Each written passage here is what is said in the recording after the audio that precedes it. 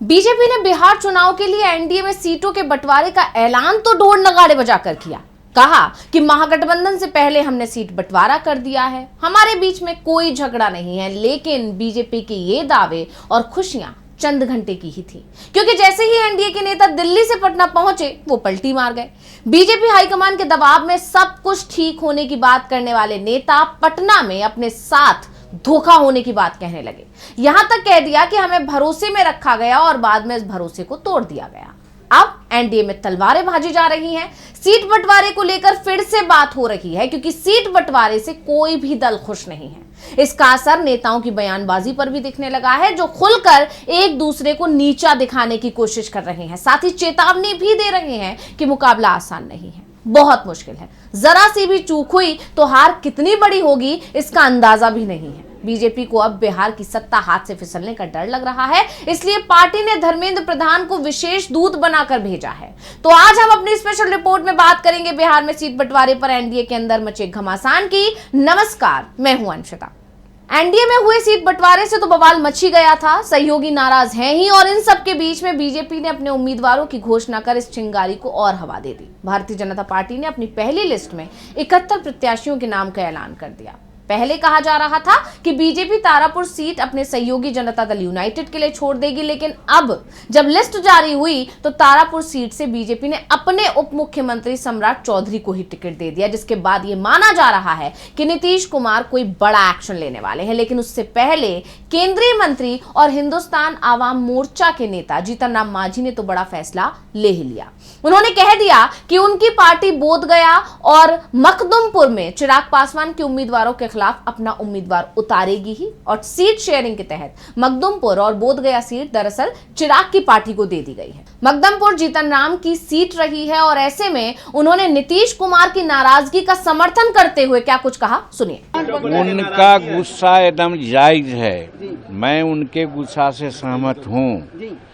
जब डिसीजन हो गया है तब फिर जदयू के सीट पर कोई दूसरा क्यों सिंबल दे रहा है, और हम उनसे सहमत होते हुए हम भी जो बोधगया से पार्टिकुलर नेता का जो सीट मिला है वहाँ, और मखदुमपुर से जो सीट मिला है वहाँ भी हम अपना लोगों को सिंबल दे रहे हैं। यानी कि चिराग के उम्मीदवार के खिलाफ हम नाम नहीं जानते हैं, लेकिन हम नीतीश कुमार जी के स्टेप से सहमत होते हुए हम भी 2 जगह अपना सिंबल दे रहे हैं। अब अकेले मांझी ही नाराज नहीं है, बल्कि एनडीए में हर कोई नाराज दिखाई दे रहा है और इसका खुलकर प्रदर्शन भी कर रहा है।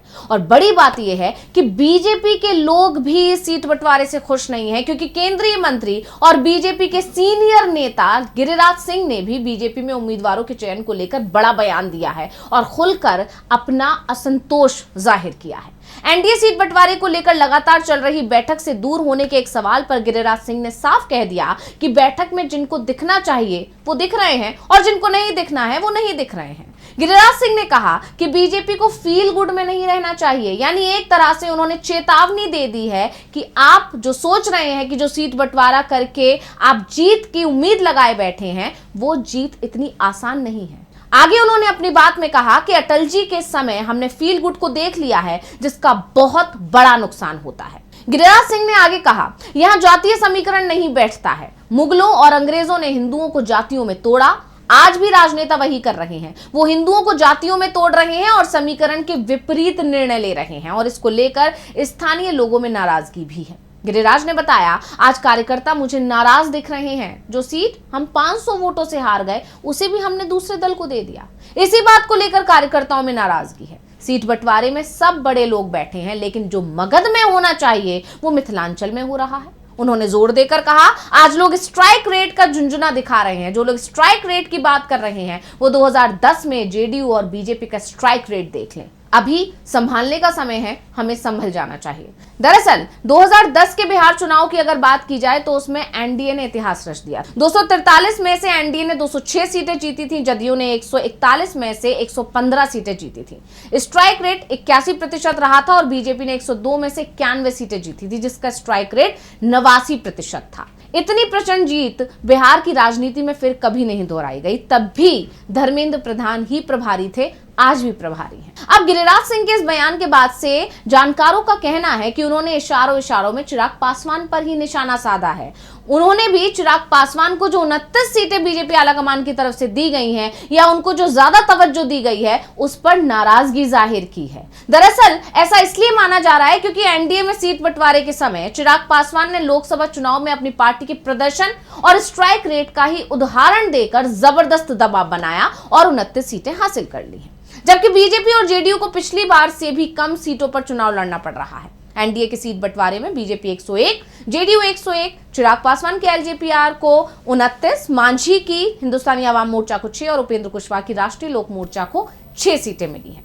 केंद्रीय मंत्री गिरिराज सिंह ने विशेष रूप से बेगूसराय की बखरी सीट का भी जिक्र किया, जहां भाजपा मामूली अंतर से हारी थी। उन्होंने कहा, बेगूसराय में बखरी सीट मामूली अंतर से हारे, लेकिन वो सीट दूसरे को देने की बात हो रही है।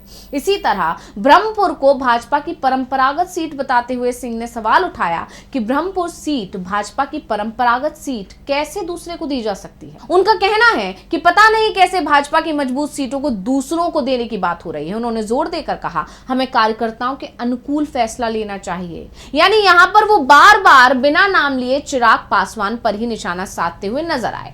आप जानते हैं भारतीय जनता पार्टी ने अपनी पहली लिस्ट में 71 प्रत्याशियों के नाम का ऐलान कर दिया है। यानी सीट बंटवारे के बाद उम्मीदवारों की जब लिस्ट सामने आई है तो उसके बाद से एनडीए के सहयोगी दल अपनी नाराजगी जाहिर कर रहे हैं। और सिर्फ एनडीए के सहयोगी दल ही नहीं, बीजेपी के बड़े नेता भी बीजेपी आलाकमान के फैसलों पर सवाल उठा रहे हैं। यही नहीं, साथ ही चेतावनी भी दे रहे हैं कि यह फैसला एनडीए की नैया को डुबो देगा।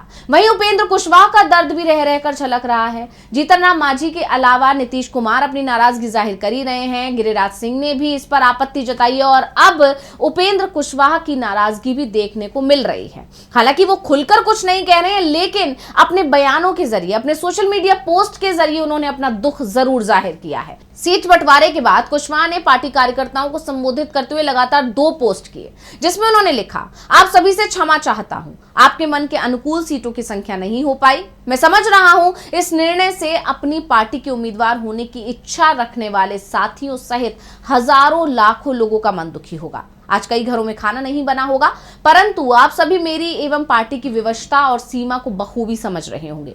किसी भी निर्णय के पीछे कुछ परिस्थितियां ऐसी होती हैं जो बाहर से दिखती हैं, मगर कुछ ऐसी भी होती हैं जो बाहर से नहीं दिखती।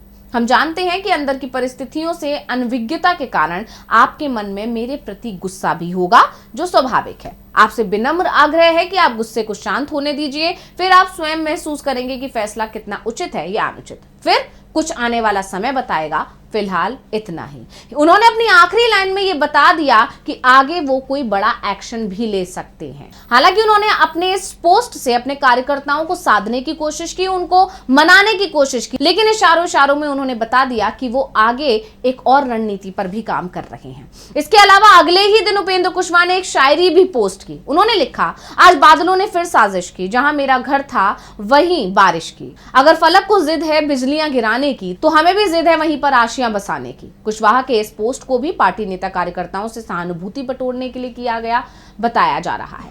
मांझी भी कसमसाते हुए इशारों में अपनी नाराजगी जता ही रहे हैं। वो एनडीए में 6 सीटें मिलने के निर्णय को शिरोधार्य तो कह रहे हैं, यानी वो कह तो रहे हैं कि हमें कोई आपत्ति नहीं, मगर ये भी कह रहे हैं कि इससे थोड़े निराश हैं। ऐसे में सभी सहयोगियों की और अब तो बीजेपी नेताओं की नाराजगी को देखकर यह माना जा रहा है कि चुनावों में एनडीए को इससे और खासकर बीजेपी को इससे बड़ा नुकसान उठाना पड़ सकता है। तो स्पेशल रिपोर्ट आपको कैसी लगी हमें कमेंट करके अपनी राय जरूर दीजिएगा। इसी के साथ मुझे दीजिए इजाजत, नमस्कार।